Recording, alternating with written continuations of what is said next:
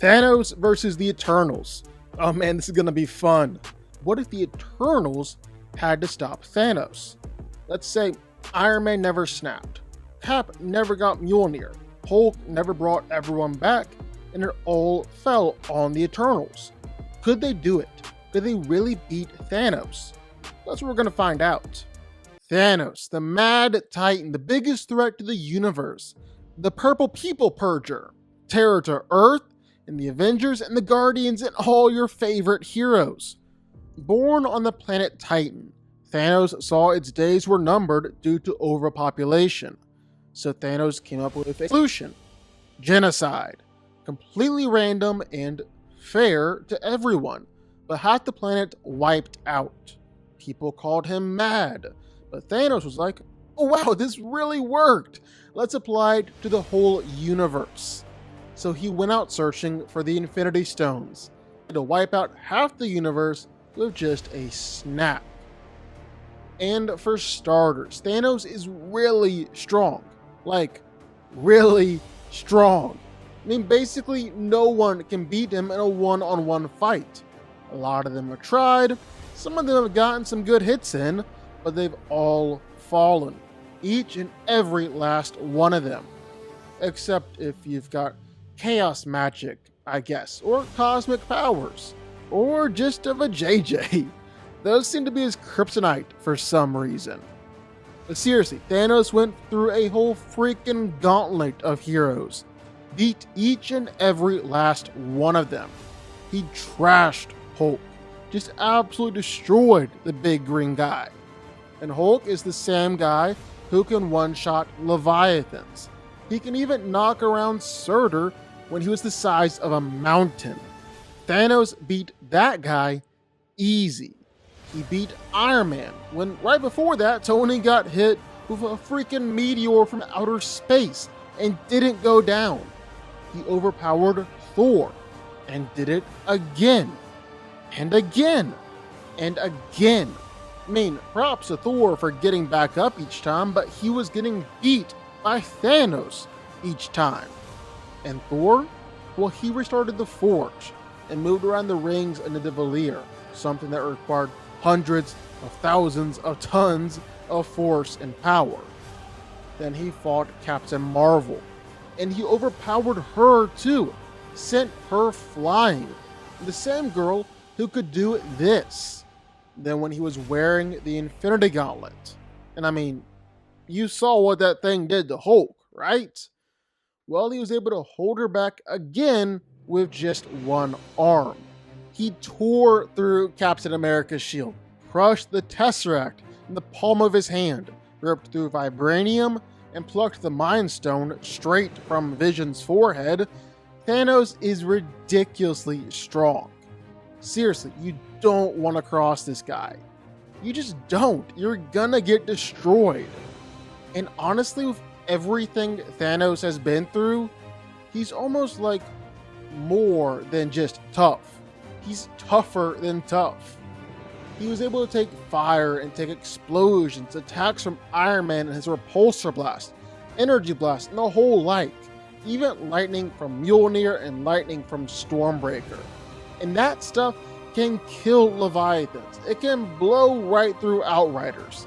Do all sorts of damage. Yet, couldn't really damage Thanos. Then he took Scarlet Witch's chaos magic. The same thing that atomized Ultron bots and ripped through vibranium or tear out Ultron's heart. She couldn't really tear through Thanos in quite the same way. And then there's just using the Infinity Gauntlet and performing those snaps. I mean, the gauntlet itself is channeling enough energy where it'd be able to light up a whole continent. Thanos was still able to put this thing on and then go on and continue fighting against Captain Marvel. So it's pretty crazy just to be able to put it on. But it also requires an immense amount of strength to actually snap it. Hulk was the only one who's going to be strong enough to do it. Thor couldn't do it. Captain Marvel couldn't do it. Iron Man literally died when he did it. Hulk was the only one. And Thanos? Well, he did it twice. he was sending out energy surges of cosmic proportions, the kind no one had ever seen before. And while it did manage to injure Thanos, he still snapped twice. He was able to walk right through the Hulk, right through Thor, took attacks from Captain America, from Captain Marvel, from all the Avengers, from all the Guardians, from all of them. Thanos is easily the toughest fighter in the MCU. He's dang near impossible for any hero to put down. But here's the thing, Thanos isn't going up against just any one individual hero here. He's going up against a team of heroes, possibly the most powerful team of heroes out there. The Eternals are a group of immortal heroes from planet Olympia, sent to Earth under orders of Ereshkigal the Celestial in order to defend them against the Deviants. Except in actuality, the Eternals were basically robots created by Ereshkigal and are sent from planet to planet in order to make sure that that planet is producing enough energy in order to feed the new baby Celestials that have been growing in the planet's core. Then the Celestial is born, the planet is destroyed, and the Eternals move on to the next planet in order to start the process all over again. So, just who gets to call themselves an Eternal? Well, let's see. There's Ajax. She's the leader of the team and is basically just the team's medic, just running around and healing everyone else throughout a fight, not really doing too much fighting herself. Then there's Cersei, who's got this incredible ability to transmute any material from one thing into another, like turning water into wine or anything like that. Now, when she's tapping into the Unimind, which is when all the Eternals are all synced up together, they're directly tapping in and drawing power from a Celestial, well, then she's able to transform anything into anything. Outside of that though, well, then she's just limited to non-organic material, nothing alive. There's Thena, a brave and unflinching warrior while in battle. You definitely want Thena on your side in a fight, except for when she loses her mind and straight up attacks you. But outside of that, she's a good person to have on your team. She's very strong, very fast, and very skilled. But more important, she can create any weapon in an instant, right out of the palm of her hand. Kingo is the rich, famous one out of the group, putting immortality and his powers to good use, making some cash money. He can charge up and fire out little blasts of energy from his fingertips, which I guess do put a whole new meaning on the idea of finger guns. Sprite is the fun one out of the group. She's the trickster, the little mischievous one. She can create some pretty great, pretty complex illusions, so she's very useful in a fight because, well, how do you even know who you're really fighting? We need to work through all these illusions. Druig can control the minds of people around him, to the point where he said he could take over the minds of every human on the planet. When he was synced up to the Unimind, well, his powers got an upgrade, just like Cersei, because Druig was even able to mind control a Celestial. Phastos is the technology master. It's basically Tony Stark with superpowers, because Phastos can manipulate technology without even touching it. And because of that, well, he can create all sorts of technology in the middle of a fight, all of which comes in pretty freaking handy.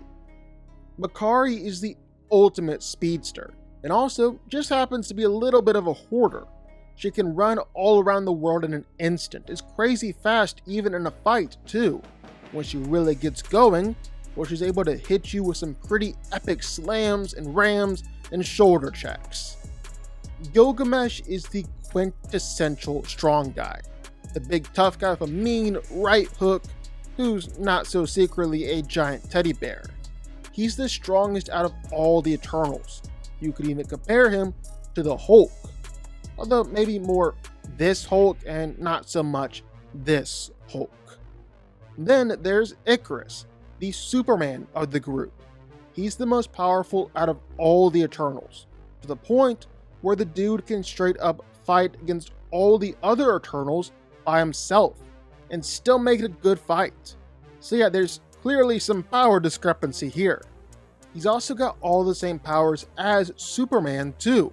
Super strength, super speed, super durability, flight, laser eyes, the whole shebang.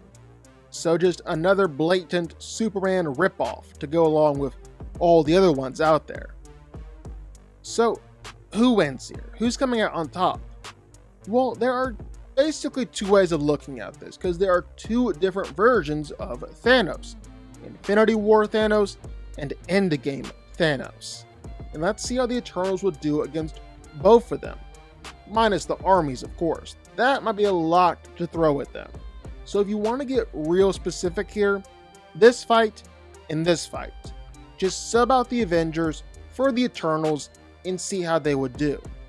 So first things first, I think Endgame Thanos is actually a relatively easy win for the Eternals. If you take away the armies and the Infinity Gauntlet and all of that, well, this is just a big purple man, a real big, real impractical sword. Captain Marvel was gonna beat him. Scarlet Witch was gonna straight up kill him. Even Captain America had him on the ropes there for a little bit. I think the Eternals can do all the same thing. Sure, Thanos is still stronger than all of them. Sure, he's still tougher. He's probably the better fighter too, but I still think he loses. It's quite possible that Druig can just mind control him just like Mantis did. So that's the fight right there. There's really no way that he's going to be landing any hits on Makkari, and she can definitely smack him around. I think Thanos is going to be hard pressed to fight against Athena and Icarus and Gilgamesh, all three at the same time. That's not even mentioning somebody like Cersei. One touch and there goes his sword. Now Thanos is just swinging around a giant pool noodle or something like that. Throw in Sprite, creating multiple copies of everyone all at once, so Thanos doesn't even know who or what he's fighting. I'm not sure Thanos is making it out of this one. Now, the only counter argument for this is that Thanos is just too much. Even if the Eternals had the numbers, and the powers, and the abilities, Thanos, just by nature of being Thanos, is still just too powerful and too strong and can't lose this fight. Think Omni-Man versus the Guardians of the Globe. However, it's just that this argument only holds up if you're really underselling the Eternals and think they're significantly less powerful than the Avengers, which just isn't the case. The director of the Eternals made several comparisons of Icarus to Captain Marvel. That's the power level that we're talking about here, suggesting that Icarus alone could give Thanos a good fight, much less all the Eternals and all their diverse powers and all their thousands of years of skill, and Thanos is just by himself with a sword. I think the Eternals can take this one here. Now, the Eternals versus Thanos in Infinity War, well, that's a lot more interesting, because now Thanos has the Infinity Gauntlet. That's gotta just change the game. So he's got the Power Stone, which can destroy planets and nearly kill Thor. The Reality Stone, which can do all sorts of crazy stuff. The Space Stone, so portals and stuff like that. And the Soul Stone. And honestly, I don't even know what this one does. The first step is to take the Infinity Gauntlet away from Thanos. And then you gotta play Keep Away. And then it's basically just the endgame fight all over again, where you gotta actually beat Thanos, all while keeping the Infinity Gauntlet away from him. Now, keeping the gauntlet away is actually easier than you might think. Just give it to Makkari, and I bet there's like a 1 in a million chance that Thanos ever gets that thing back. It's taking the gauntlet off that's the real problem. But again, you have Druig, who can do the same thing as Mantis. And there's no Star-Lord around this time to mess everything up. So Thanos is at least momentarily restrained. Then you can actually just send in Cersei. She doesn't have to remove the gauntlet or anything, just has to touch it once. Then Thanos is wearing a nice Christmas mitten and can't use the Infinity Stones anymore. And if that doesn't work for some odd reason, well, Thastus instantly comes up with some tech that was able to restrain Icarus and start draining his powers all at the same time. And if that doesn't work, well then just send in Icarus and Gilgamesh. I bet they can remove the gauntlet. They have to at least have a way better shot at doing it than Iron Man and Spider-Man, and Tony and Pete still nearly got it off. Remember, this is all while Druig is mind controlling Thanos, and Thanos isn't able to fight back. And now the gauntlet is off and Makkari is halfway across the planet, or the gauntlet is straight up destroyed and useless thanks to Cersei. The Eternals are just facing good old Thanos again. And Thanos is still Thanos. He's still able to take some people down with him, like Kingo or Ajax or people like that. But it'll still end up being the same fight. Icarus and Phastos and Athena and Gilgamesh, and Thanos isn't beating that core. The Avengers really should have called on the Eternals, or the Eternals really should have stepped into action, because it would have saved everyone a whole lot of trouble and heartache, and probably saved a lot of time from vacuuming up all that dust that was everywhere. Because the Eternals can definitely beat Thanos. The Eternals win. But what do y'all think? Sound off in the comments down below. I know you're gonna have thoughts and feelings on this one for sure. If you stuck around this long and made it to the end of the video, that's amazing. Thank you so much for watching and for supporting us. And if you want to go subscribe, well, go subscribe. You're going to see more videos like this one every single week. I'll see y'all then. I'll see y'all next time.